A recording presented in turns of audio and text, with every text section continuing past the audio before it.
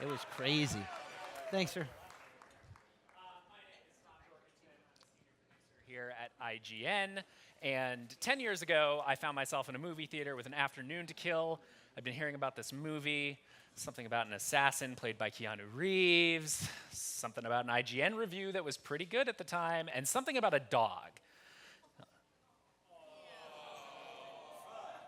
We've all seen the movie plenty of times, you guys. We know how it goes. Settle down.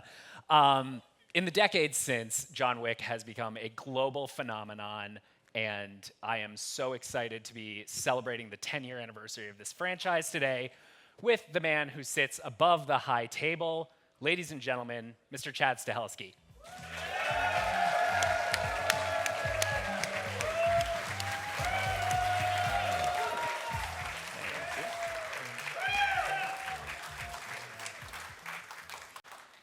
Hi.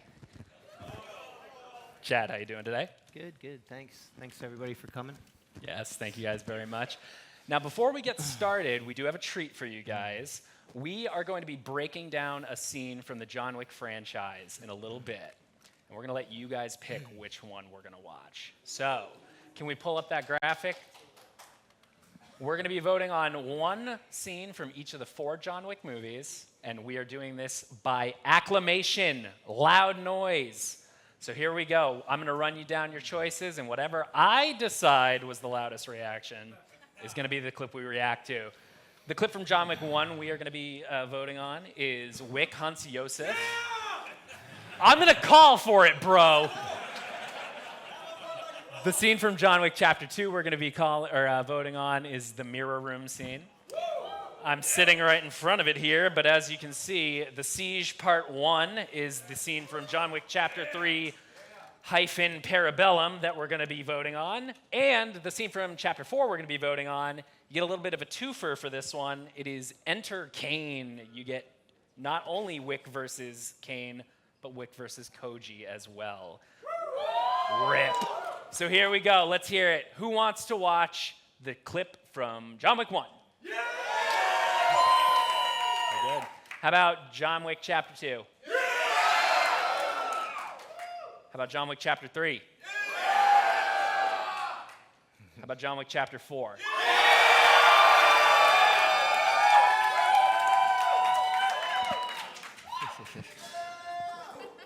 Probably number 4. I think we're watching number 4. All right, back room, let's get Enter Caine ready for the end of the panel, please. But we have much to discuss before that.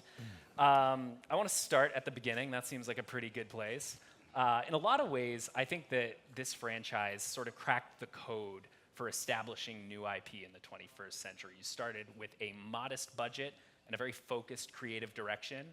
You layered things on top of that. You made the budgets kind of align with that. So I want to know how your approach to making the John Wick films has changed since you started making them, and what has stayed exactly the same? Probably easy to say what's stayed exactly the same. I mean, it's always been Keanu and myself in a room. We've always got, you probably heard the stories, we have a big room with this big whiteboard in it, and we write down, the 20 films we love, 20 films we hate. And we write down everything that we love from Greek mythology, even a word in Japanese, like Mananowari or Hagakure or Kamikaze or something like that, or a Greek term, or we'll write down Odysseus or Sisyphus, and we'll write down these stories.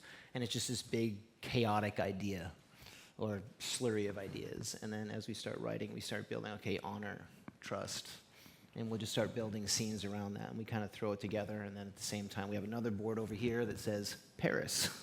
Okay, gotta shoot in Paris. Or we'll have like the Jordanian desert. We love, Lawrence of Arabia, so we want to shoot where they shot. And we kind of just piece ideas together and start building it. But it's, again, as you guys can tell, it's a movie, but it's also a cinematic reverence. We like Good, the Bad, the Ugly. We like Zatoichi. We like Kurosawa. We like David Lean. Anything from the Circle Rouge, the Assassin, French films, to Amélie, to, I don't know, pick anything that we love, and we try to put, I have a museum fetish. You can probably see that. I guess I have a neon club fetish, apparently. Brutalist architecture. Someone's got to think for brutalist architecture up in here. I think there's a lot of that. I think I have a lot of issues. But, the music, there's just things we love. Keanu's a musician. We love music, so a lot of any chance we have to do classical music or a club scene or anything that we can get our composers in on that we can help do that is great. Tom Cruise runs, Keanu walks, so we need cool places to walk. I mean, it plays into that idea. He's Baba Yaga. He's almost like a horror movie character in a way. Yeah, we read this Russian myth back in the day when Dave Leitch and I did the first one. We're like, okay, we need something cool. He's a Russian hitman, but we need some mythology. Open Russian mythology book, little old witch. We're like Baba Yaga, and he wasn't supposed to be the Baba Yaga. You guys did that.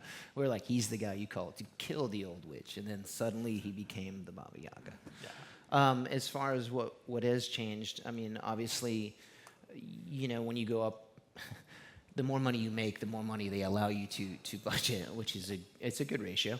But that allows us to try different things, and it allows us to explore whether it's VFX, practical effects, stunts, or something like that. It helps us create the worlds. I guess also, remember, it's not like we had this 10-year plan. We're like, we're going to do the first one, and then we got the second one. We had no clue. I'm talking no clue. We thought we were never going to work again after the first one. Literally, I was like, okay, fries. I can cook burgers. I'm good. But as you go through it, you're constantly learning. People like you guys, they ask me, is your favorite 1, 2, 3, 4? What's your favorite? I always compare it to high school or college. Your first year anywhere new is this wondrous, oh my God, it's terrifying, but it's wondrous. And you're like, oh, this opportunity. The second year, okay, that's when you start to figure things out, or you meet your true love, or you actually care about learning. The third one is you start forming about who you want to be and what around the world informs you creatively and as a director. And the fourth one is thank God I didn't flunk out. And, and then you exit and you graduate. So they're all very close to my heart in one way or the other, and they're very different learning experiences. Yeah. And luckily I had a great mentor in Keanu Reeves that allowed me to make mistakes and kind of help guide me through it. Yeah. Now go back to mythology a little bit, because that is one of my favorite aspects of this franchise. You pull from Greek mythology, you pull from Russian mythology. What do you look for in myths that you want to be folding into the John Wick world? One is always hero, whatever you think the term of your protagonist is, whether he's a rogue or a Ronin or he's struggling to get home. What does he want? Your typical Joseph Campbell kind of thing. We look for that and how to twist it. The adventure or what the obstacles are. I think it's important to have an antagonist, not necessarily a bad guy, but what's the obstacle? And I'm also a big Leone and Kurosawa fan, so there's a good guy, there's Luke, and then there's Vader. But we always like third-party interference. Donnie Yen's a good example. Like when you hear Keanu Reeves and Donnie Yen, you want to see Keanu fight Donnie Yen, right? Okay. Clearly. But you also want to see Donnie Yen and Keanu kick the shit out of everybody else too, right? Yeah. So we know I'm the same. So you go in. Every action movie has this, again, some of the things we thought were holes in regular action movies is you get the good guy and he kicks the shit out of all your ND, that's nondescript for movie language.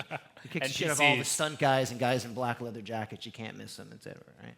And they kick that, and then your bad guy comes on screen for that last scene, and then where he's either the intellectual bad guy and he's got the big, brooding, hulking stunt guy next to him, or, it's unfortunately someone that's not up to the action part. So, and you've spent all your money on Keanu, you spent all your money on Donnie, they better fucking fight. You know what I mean? But, I like them both. I like both characters. So when we look at myths, a lot of times the characters are frenemies. They're changing alliances. So the first act, they're friends. The second act, they're confrontational. The third act, they have to team up and then fight each other again. I think that's really interesting. And that's one of the things we look for in all the mythologies is trying to find out this rolling alliance thing. And then on top of that, they should always be struggling with the third-party interaction, the weather. Two guys fighting on a roof, it's raining, it's snowing, or the police are after them, or a third-party bad guy is after them. So they can always try to team up and, in this case, the high table or something, so they can always team up and go. Other than that, it's ceremony. Whether or not, we steal a lot from Bushido or chivalry, but we just kind of turn it on its head. I think everybody likes that sense of code or honor or that standard to live by, and I think that's important to drill into some of the characters. Now, on the topic of sort of mythology and deities and all this, I have kind of a serious one here for you. Is the Tik Tok man death?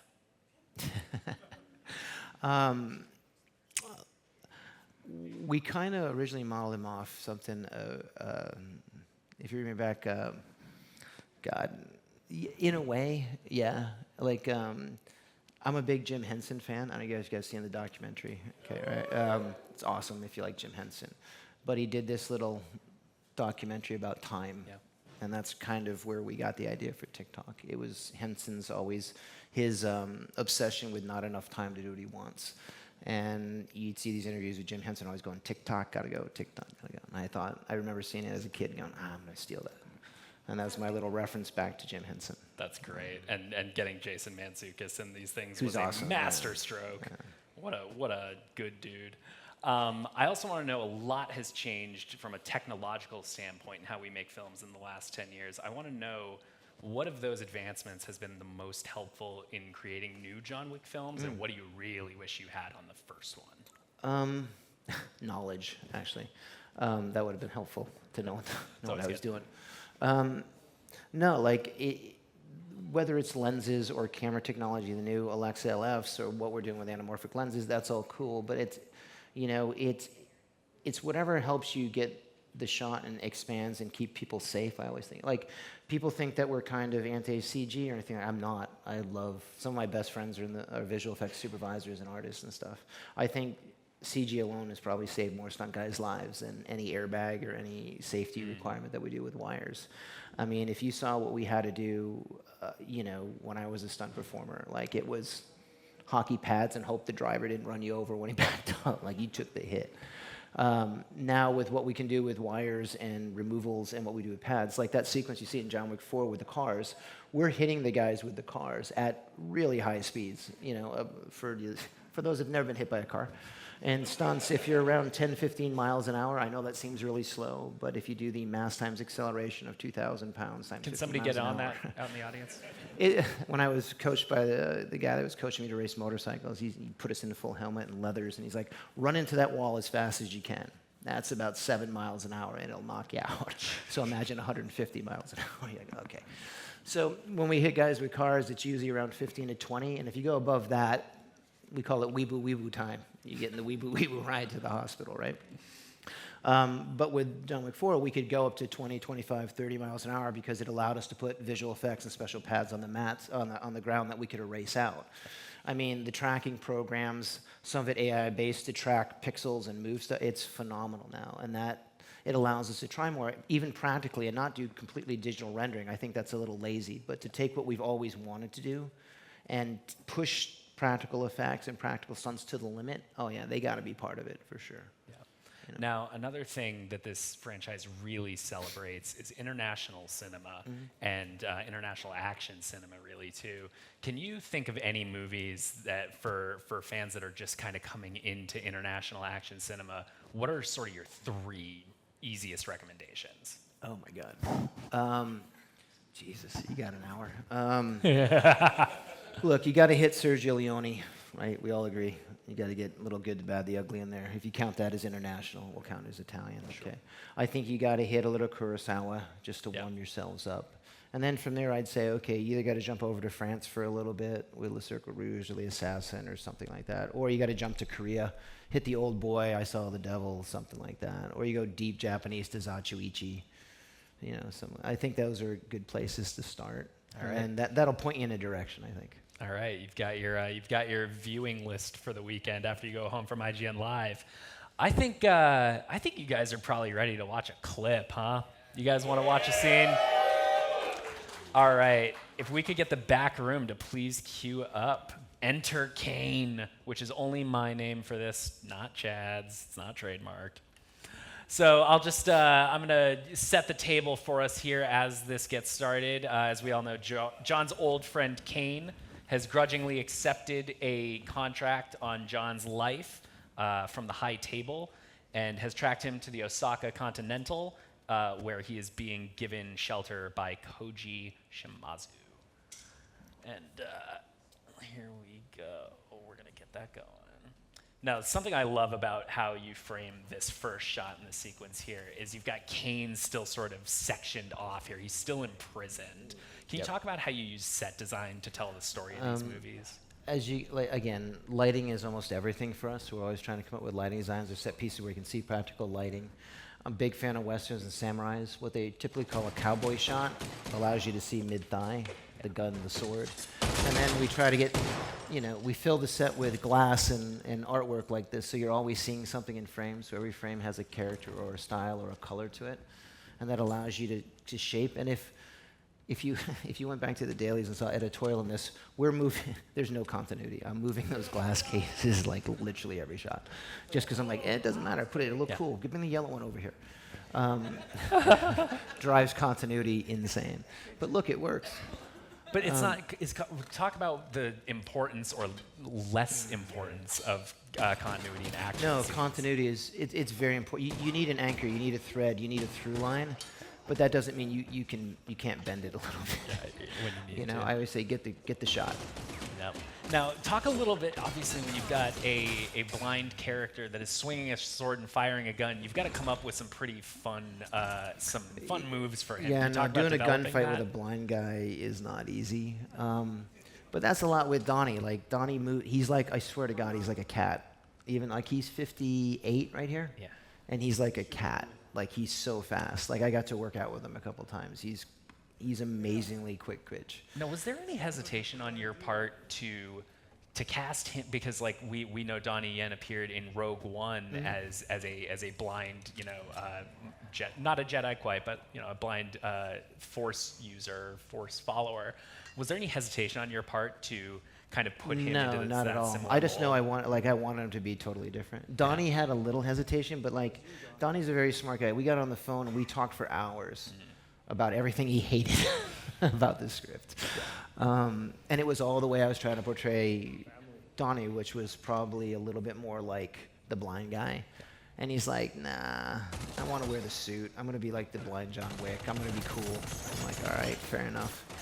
And we kind of did it like that. And then you have to create the situation with the glass and all the stuff so you couldn't see John. So and but that's the fun part. And the practical thing that I like about all this glass flying, these bullets going, is that you're seeing action and reaction. Everything has sort of a consequence. Again, what we were saying before with visual effects, you can do that now, so I don't have to injure the actors with exploding glass or anything like that. We have the chance to make things as safe as we can to get the kind of shots that you want.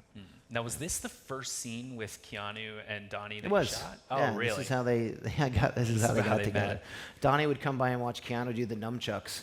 And I don't know if he was nodding with approval or nodding with shame. I couldn't tell because he's pretty good with nunchucks. But at the end, it was like, he's like, wow, Keanu's really... He's going for it. It seems, are the nunchucks the thing in this franchise that Keanu feels the most sort of like, oh, I wanted to... I even know that he still feels a little shaky about how he did it. Yeah, it looks incredible. You'd have to ask him, but I think he did a really good job. I think he do. gets like, he loves driving. Like, that's his thing. Yeah. Like, in the car, that's when he goes for it the most. Yeah. So these two are still going at it here. Can you also talk about, obviously the first part of this is just about done, but maybe this also has to establish that Wick and Kane are of equal power. Yeah. Can you talk a little bit how you worked that into the choreography and the beats of this scene?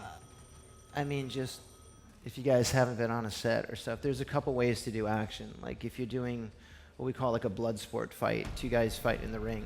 It's fairly choreographed, and the guys have rehearsed for weeks, and they get in and they do the sections, unless they try to do it as a master or a long take.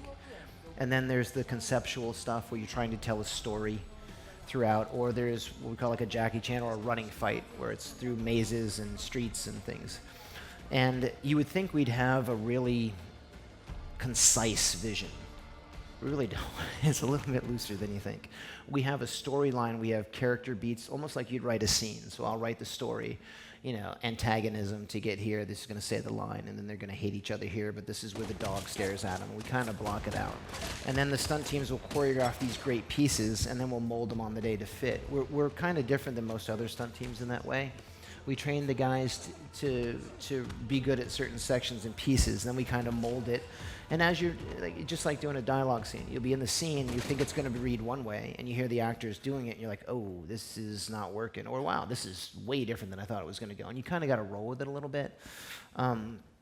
You can always be the director who says, that's not how I see it, and you got to bend them to your will, which happens sometimes. But with action, it's very organic. It's like dancing. So we try to see where it's going, and we've cut whole pieces out because, it seemed really cool in the gym, but when we get out on set with the glass and the guns, it's just not, or it's boring, or we don't think it's telling the right story piece. So we'll fit it to lens about, okay, this is where he twitches his hand, or this is where he wipes the blood off and tastes it. Like, you come up with these moments, and you rely on the cast to sometimes.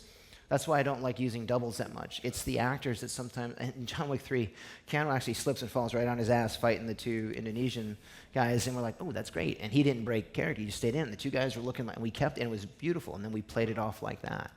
With Donnie, that fight that you guys just watched, we had choreographed this whole piece where Keanu's going ding, ding, ding, ding, ding, ding, ding. Oh my God, it was like 90 seconds of just sword work. I'm not kidding. The second take, Donnie decides to go into Donnie mode and goes, what? And Keanu literally turns and runs away during the take. And then I yell, cut, and we're all laughing, and he comes over, he goes, I'm not buying it, man. I'm like, what? There's no way John Wick could beat this guy. So we're like, and I wanted to go, well, just do, I was like, no, you're pretty right. I mean, that's, Donnie looks a lot faster than you, I'm not gonna lie. I mean, like, we got a room full of Caine fans here, right? Yeah. No, so we're like, no, we're not going to do that choreography. You're just going to run from the whole fight and try to shoot him. Like, okay, that sounds better. So sometimes it happens like that. Yeah. We're setting up here. Akira is taking an injured Koji out into the garden here. And here's Caine waiting for them. Now, what was it like working a scene with both Donnie Yen, two of my biggest, Hiroyuki Sanada? My biggest crushes, Hiroyuki Sanada and Donnie Yen. Oh. It's cool. Like, I've been trying to work with Hiroyuki for 3 John Wicks. So just our schedules keep missing. And I actually hired him on John Wick 3, but right before he flew to us, he broke his Achilles tendon, or he tore his Achilles tendon. So he had to bow out. And that's luckily a good friend of mine, Mark Dacascos, came in and got the role, which he did an amazing He's fantastic as a hero. So you get Hiroyuki Sanada, and then you get Donnie Yen. And like, Hiroyuki is everything you think he is. He is, like, he will practice 1,000 times to get it right. He likes knowing the choreography. He is very traditionally trained in Aido and Kendo and Kenjutsu and stuff, and he's great. And then there's Donnie, who is just fly by the seat of your pants, let's just go. So I had a great time. I don't know how they felt, that we had to put them together. And Donnie's always changing and making it flow, and Hero's being so respectful and trying to keep up and adapt to their choreography. But when it clicks, you're like, okay, as soon as we saw him rehearse, we're like, okay, we have a good story here, we're good. And did that make this one of the harder fight scenes in this film to choreograph because of those different styles? Look, once you let go and just dance and not worry about adhering to some pre-notion of action or stuff or what's in your head, we're just letting the two best of what they do in the world do their thing and click. Again, it's very easy for me. I put the ideas and we guide them through the motion of what works for camera and story and let them do their thing. It's great. Now, there's a little frustration back and forth. You want to make it good and you're trying to match each. And Donnie's trying to do a fencing more Chinese style, and it's got to fit with what Hiroyuki is trying to do. And that's a little bit of nurturing and molding. But like, no, logistically, like, this is one I was like, I'm going to sit back here and enjoy this. This is great. Let these guys do their work. They're very cool. And again, I mean, they're both in great shape. I mean, Hiroyuki's like 60 here and Donnie's 58. They're amazing. Man, I couldn't great get men. half of this. Yeah. Now, one thing I love about this scene is that you set it on this sort of gangplank-esque narrow platform to kind of keep them constrained together. Yeah. How can you think of any of like your favorite examples of using production design to sort of create tension in a fight scene in this franchise? I'm a big fan of anime as well. So I got to recently work with Shintaro Watanabe, like we talked about, like the guy that directed all the Cowboy Bebops and Samurai Champloo. I'm a big fan. He heard I was a big fan, so I got to work with him 2 years ago on his new anime. Got to be the action director for him on something called Lazarus. But if you go back to Cowboy Bebop, like, I don't know, you guys know Cowboy Bebop? Yeah. Like, it's you know, all right, Spike and Vicious, you guys with me on that? All right, cool. Like, no comment. I have friends at Netflix. Like, look, I think that's a good design. Like, any good anime usually takes great use of it. And if you look at any Jackie Chan or any great, all the influences that I have, especially from Wu Ping or Crouching Tiger or Fist of Legend or anything, like, it's a big part of Asian choreography or of Asian anime is the set design helps define what it is. So we always look for a staircase, a phone booth, a waterfall, and we just try to take it to the next level with color and sound and what that could mean. I mean, I think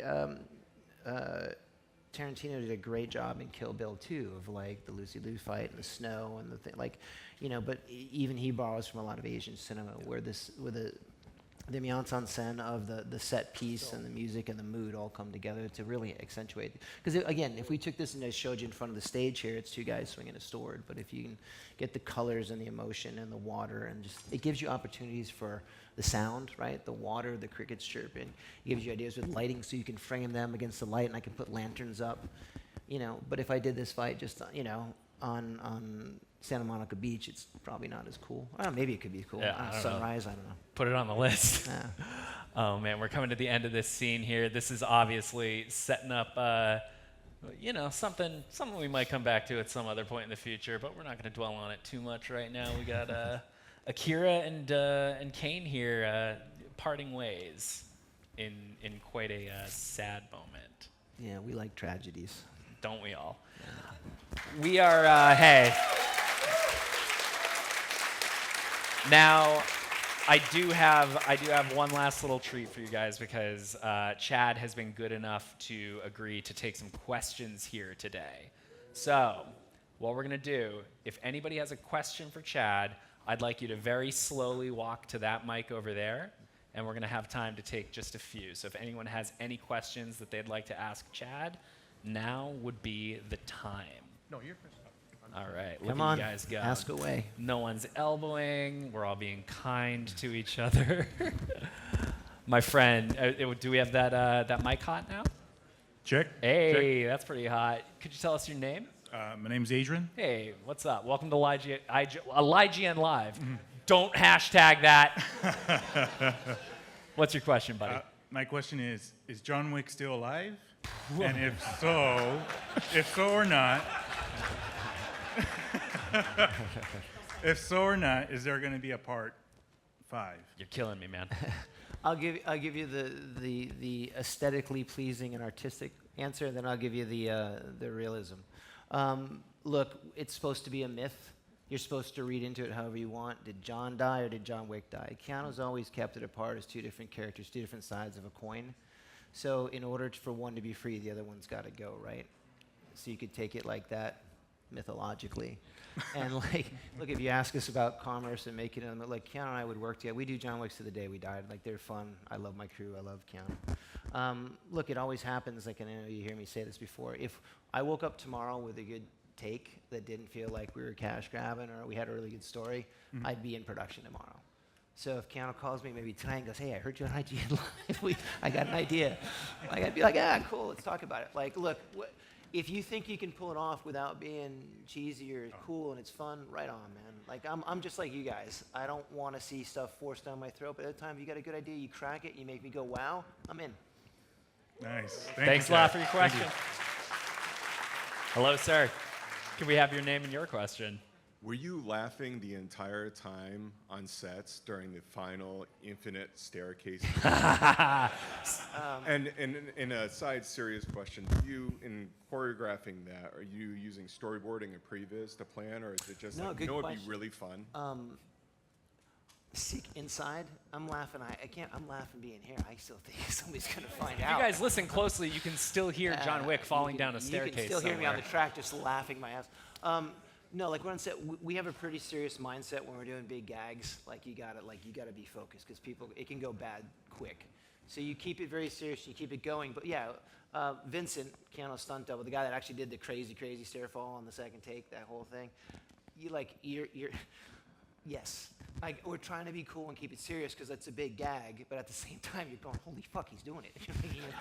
And he keeps going, like, oh, and we never thought, like, we were actually betting Vincent he couldn't do it all in one go. First time he got stuck on, like, the 5th step, no joke. And we're like, this is going to be a long night. And he just went, and he just launched. And that guy, I don't know if you ever jumped backwards down 200 steps. No? Big, brass, right? You know what I mean? Like, he had to go. Like, there is no concern for your health. So he goes all the way down, he's halfway down, and we're literally going, oh, this is going to be good. But yeah, in a way, yes.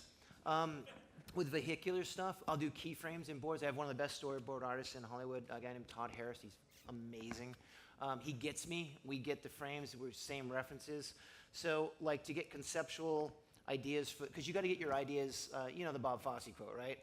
50% of directors being a little kooky. The other 50% is finding people kookier than you to do it. Okay, well you got to get those ideas to people, and I can't just go rah. Like you got to show them. So I'll keyframe and board, even though I may not know how to do everything. The staircase we were scouting, and we're up Sacre-Cœur because I knew I wanted to duel up there, and we looked down the stairs, and me and my stunt coordinator Scott Rogers went, "Oh yeah, I know he's going down these." You know, is it like with freaking with The Exorcist? We wanted a staircase that we could do better than that, and that's what we found. So it's a little bit of boards, a little bit of stunt viz, a little pre-viz, and a little bit of just we went and built like 20 steps in the gym so the stunt guys could practice certain little things with the railing, but most of it we got there a day early and we were rehearsing. But yeah. So it's a little of everything. It changed, like most, like the glass fight with Donnie and stuff. I don't really board. I'll just keyframe, meaning I know the frame's going to be here, so this is what you have to build. We know the blue screen's going here. We know we have to build a pond, and then we're going to need this level of bamboo forest. Like I'll do things like that for the crew, but not action details. That I'll do with the stunt team. Super cool. Thanks. Thank you very much for your question. Unfortunately, this is going to be the last one. So Xbox shirt. Could we have your name? And your name's not Xbox shirt. Yeah, my name's David. I'm here for the Win Gaming. And Chad, I love the movies. 1 to 4. My question is, they actually are not just like pure action movies. There's moments where I'm like laughing hysterically. And then there's like really moving moments when, you know, he's looking at pictures of his wife and stuff. And I guess my question is, how do you manage to make those swings where it's like 1 second, this is the sickest action I've seen in my life, and then the next second I'm like almost crying, and then the next second I'm laughing hysterically because there's just like a beat and then like a funny line, and I'm like, this is the best. How do you manage to do that? What's kind of the process there? It's, I wouldn't, you know, there are people, there are writers, and there's crews that somehow, I'm sure there's writers and directors far better than me that have an algorithm for that, or they know they need a laugh. Look, you got to hang out with Keanu Reeves a little bit to get the inside scoop. And not to speak out of turn, like I'm spent a lot of time with Keanu, like being his double, and we came through the matrices together and stuff. I don't know. Sometimes they see you as the kind of like the you're supposed to be the tough stunt guy. I watched Up 2 nights ago. Just cried on the couch with a bottle of scotch. Yeah. I consider that kind of fun. Like, you know, I don't mind. Yeah. You know, so Keanu's kind of the same way. He likes being moved. Like, he crying to him, laughing to him, or going, holy fuck, that was awesome. Like in a Die Hard movie. Like, those are all equally pleasurable to him. I think we're very secure in our entertainment masculinity to enjoy all that, and we like the swing. So when we talk, and with the stunt teams and film, like just like everyone else, we've all had our share of losses, wins, heartbreaks, and all that stuff. It's just when you're in a group where you can be creatively open, it's okay. Like there's not a time where, like in the first John Wick, you know, where Helen, Bridget Monahan dies in the hospital bed, and Keanu walked over and said, "No matter what, don't cut. I'm gonna go to a dark place." You know? But don't cut, no matter what happens. Just, it's okay. I'm going to be okay. And not going to get into it, but he's had some things happen to him where he just drew on that and he let it go, and that's what made the scene good. Wow. I guess what I'm saying is in the room, like in John Wick 2, Gianna, we got together and we talked about someone or a friend or someone we knew had someone in their life commit suicide, so we talked about how to handle that in John Wick 2. Like, but then again, 20 minutes later, we're talking about how to decapitate people with a shotgun. Like, I don't know. We kind of roll like that just in our lives about how to jump. And I think, luckily, I work with people that are mature enough in emotion and immature enough with emotion to have fun with both. And we know when we come to a John Wick meeting, we know we're very self-aware of what we're doing. We're making a cartoon. We're taking the best of Buster Keaton and Harold Lloyd, but we're also trying to mix it with the happiness of Amelie, or the sadness, or the directness of Point Blank, or something like that. And I think that's what's fun, right? Because like, we don't do it as an overall plan, but we do it per scene. Like we know this is a scene, and we're like, Keanu, literally when you're writing with Keanu, he stands up, he starts acting it out, and this is where I'm gonna cry, and it's gonna be so awesome. Like, what are you talking about? Like, what? And like, this is where the puppy, like, you know, like we're all dog guys, so like, when they thought we were kidding about like stomping on a puppy, but like, we're like, look, we're going to do it in a certain way with the baby lens, and we're going to make you feel something, and that's going to be the click. And it's not so much that, it's what happens afterwards. It's how he buries it. And a lot of that is who Keanu kind of is. And like he's, when you direct, your lead actor, that's your anchor. Like he's kind of, like you guys always know, like whether it's a superhero movie, action movie, tone is always the hardest thing. There's always two things when we're fixing second unit movies, right? There's always tone, because it felt like 2 or 3 different movies, right? You're like, am I supposed to laugh? Am I supposed to cry? What do they want me to do here? Like, and then it's pacing, right? Sometimes it's really fast, and then they go, okay, exposition scene, exposition. Those are always the two things that plague action movies, right? Oh, it's really shitty action, but like besides that, like you try to infuse it. So if action's not, it's like a good Godzilla movie. Godzilla -1. I'm prepping. I think it's awesome. Right? So if Godzilla's not on the screen, what am I watching? Right? Some other studio should be listening to this.